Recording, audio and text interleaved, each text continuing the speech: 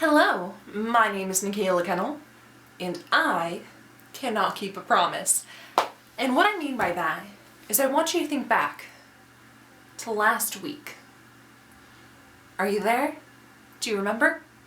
I'm going to be making ornaments next week. So, we're not making ornaments today. I'm sorry. I lied to you, but do you know how I'm going to make that up to you? This week, we're going to be making a Baby Yoda out of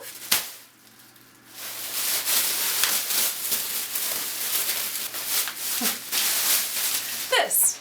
As you can tell, I got this from Goodwill. We're going to remake her into something that no one can resist. If you want to see this beautiful creature become Baby Yoda, stay tuned. If you haven't already, please like and subscribe and hit that bell icon, and we will get started.